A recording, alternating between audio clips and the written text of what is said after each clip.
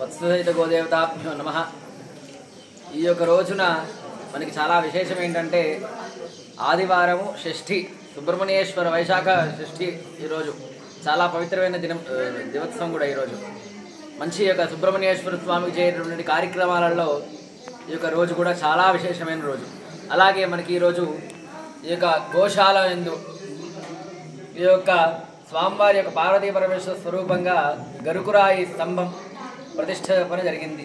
దానివల్ల ఏంటి అంటే మన యొక్క విశేషత, మన యొక్క మన యొక్క పితృదేవతలు వాళ్ళు, అలాగే మన యొక్క రావాల్సిన పుత్ర పౌత్రాదులందరూ కూడా మంచిగా ఉంటారు. పితృదేవతలందరూ కూడా నరకబాధ విముక్తి అయ్యి స్వర్గలోక ప్రాప్తి అంటే శాశ్వత స్వర్గాపిలోక ప్రాప్తి కలుగుతారు.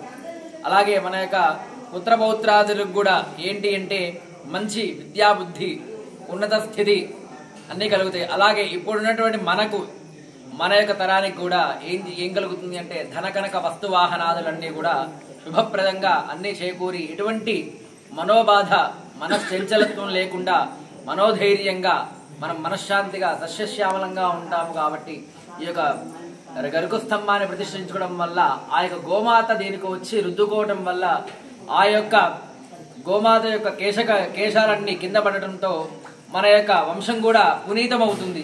ఎన్ని కేశాలు అయితే కిందకి వస్తాయో అంత మన యొక్క వంశం పునీతం అవుతూ ఉంటుంది.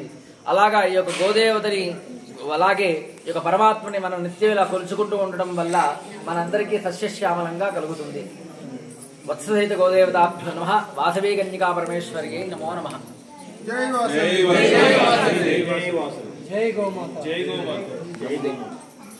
Hi everybody, this is Kiriti Damaraju. Like, share and subscribe to Saira TV.